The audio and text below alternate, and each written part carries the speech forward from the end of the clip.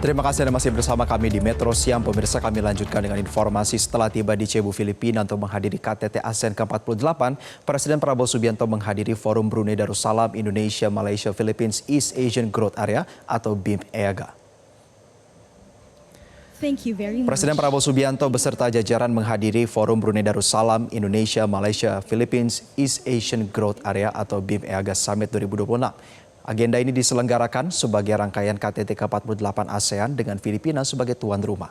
Turut mendampingi Presiden Prabowo Subianto, Menteri ESDM Bahlil Lahadalia, Menteri Luar Negeri Sugiono, Seskap Teddy Indrawijaya, dan Menko Perekonomian Erlangga Hartarto. Dalam forum BIM-EAGA ini, Presiden Prabowo menyoroti program dan proyek penting yang telah memberikan peran besar dalam hubungan keempat negara. Dalam sambutannya, Presiden Filipina Marcos menyebut kemitraan BIM-EAGA menegaskan komitmen kerja sama pertumbuhan inklusif di subkawasan. Selanjutnya, sesi diskusi keempat negara berlangsung secara tertutup.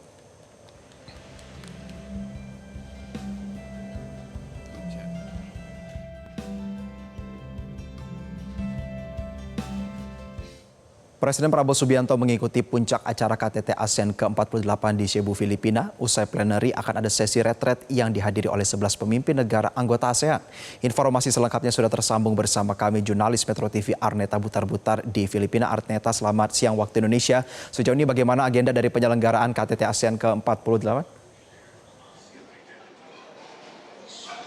Ya, selamat siang Jose dan pemirsa Metro TV. Saat ini memang sedang berlangsung jeda makan siang dari rangkaian KTT ASEAN ke-48 dengan tuan rumah Filipina, persisnya di kota Cebu. Di mana tadi sebelumnya ini Presiden Prabowo Subianto sudah mengikuti plenary session ataupun sesi pleno dari KTT ASEAN ke-48.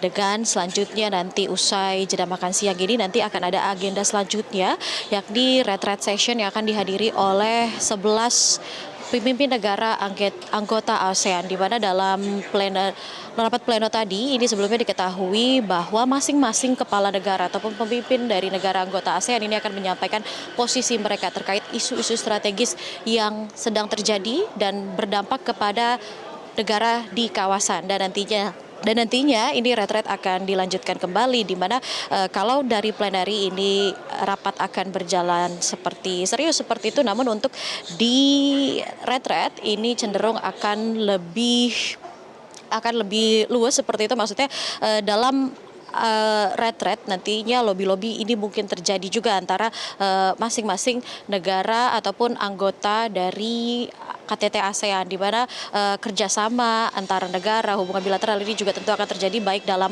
plenary ataupun dalam retret. Namun kalau kita melihat terkait isu yang akan dibahas dalam plenary ataupun juga retret, ini berkaitan dengan isu secara keseluruhan dari penyelenggaraan KTT ASEAN, karena memang difokuskan dalam KTT ASEAN ke-48 maksud kami, ataupun di tahun ini lebih membahas terkait dampak ataupun situasi tensi geopolitik yang terjadi di Timur Tengah yang tentunya ini berdampak kepada stabilitas ekonomi dari negara di kawasan Asia Tenggara. Dan adapun serangkaian dari isu-isu yang dibahas ini juga berkaitan dengan pertemuan yang sebelumnya sudah terjadi, baik dari tingkatan menteri seperti itu maupun agenda dari pertemuan 4 pemimpin negara subkawasan di ASEAN Tenggara. Kalau kita melihat dari pertemuan pemimpin negara di 4 subkawasan ASEAN Tenggara ataupun BIMP-EAGA, persisnya adalah pertemuan antara pemimpin negara dari Brunei Darussalam, Indonesia, Malaysia, dan juga Filipina. Ini dari pertemuan tersebut, ini sejumlah isu dibahas, terkhususkan isu strategis yang terjadi di kawasan Asia Tenggara, di mana dalam pertemuan BIMP-EAGA ini core message ataupun pesan yang disampaikan oleh Presiden Prabowo Subianto yang bertemu dengan pemimpin negara keempat negara East Asian Growth Area ini, forum ini adalah terkait dengan urgensi kerjasama, di mana Presiden Prabowo Subianto ini menekankan pentingnya penguatan kolaborasi antara negara 4 subkawasan di BIMP-EAGA di tengah tantangan global yang semakin kompleks dan juga genting. Hal ini berkaitan juga dengan yang tadi kami sampaikan terkait dengan tensi geopolitik yang terjadi di Timur Tengah yang berdampak kepada stabilitas ekonomi yang secara langsung dirasakan oleh negara-negara di kawasan. Dan selain itu juga ada transformasi organisasi di mana Presiden Prabowo Subianto ini mendorong BIMP EAGA ini untuk menjadi lebih adaptif, berdampak dan responsif terhadap kebutuhan nyata masyarakat kawasan. Dalam hal ini Presiden Prabowo Subianto mencontohkan kepada sejumlah kebijakan strategis yang dilakukan di berbagai negara, seperti salah satunya adalah pengembangan di wilayah Borneo. Prabowo Subianto ini mencontohkan bagaimana seperti itu Indonesia ini memanfaatkan kekayaan alam untuk memanfaatkan kekayaan alam kawasan untuk energi terbarukan, seperti dengan pengembangan di wilayah Borneo yang dimaksudkan adalah Trans Borneo Power Grid, di mana ini mendorong percepatan konektivitas melalui jaringan listrik Trans Borneo Power Grid. Setelahnya Prabowo Subianto ini juga mencontohkan terkait perluasan proyek di Palawan, Filipina, di mana hal ini Presiden mengaitkan dengan komitmen Indonesia untuk membangun 100 gigawatt tenaga surya, serta selain itu juga tenaga angin, yakni dengan pemanfaatan di wilayah pesisir.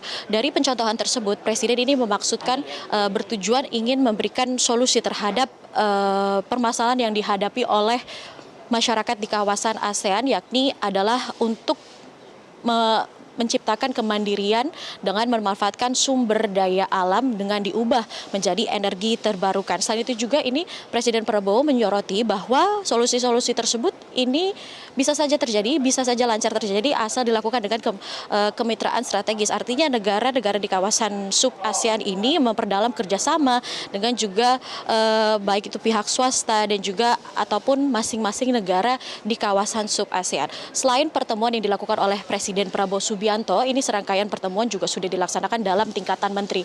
Kalau kita melihat kemarin, sebelumnya ini juga sudah ada pertemuan yang dilakukan oleh Menteri Luar Negeri Sugiono, serta juga ada pertemuan yang dilakukan oleh Menteri Koordinator bidang perekonomian Erlangga Hartarto, di mana dalam pertemuan tersebut ini ada sejumlah hasil yang dihasilkan, seperti dalam pertemuan ASEAN Economic Council Community ataupun AECC yang dihadiri oleh Menko Bidang Perekonomian Erlangga Hartarto, di mana dalam pertemuan tersebut ini ada sejumlah agenda ataupun hasil yang berhasil diperoleh, seperti agreement. Di antaranya adalah Digital Economy Framework Agreement, di mana perundingan dari DFA yang diinisiasi oleh Indonesia pada masa kepemimpinannya di tahun 2023 lalu ini mulai dipercepat di tahun ini dengan target penyelesaian ini pada akhir tahun 2026, serta dari Digital Economy Framework Agreement ini, potensi ekonomi digital ASEAN ini bisa diproyeksikan mencapai $1 triliun hingga $2 triliun pada tahun 2030. Dan dalam hal itu ditargetkan penandatanganan ini bisa rampung di akhir tahun ini, di mana bahasan yang tadi disampaikan baik dari pertemuan tingkat menteri ataupun BIMP yang dilakukan oleh Presiden Prabowo Subianto ini juga menjadi salah satu yang akan dibahas dalam acara puncak ataupun dalam KTT ASEAN yang berlangsung hari ini. Dan tentunya kita akan saksikan seperti apa kerjasama yang terjadi dari antara negara yang hadir ataupun negara yang menjadi peserta di KTT ASEAN kali ini. Demikian, Jose. Baik, terima kasih jurnalis Metro TV Arneta Butar-Butar untuk laporan Anda dan selamat kembali bertugas.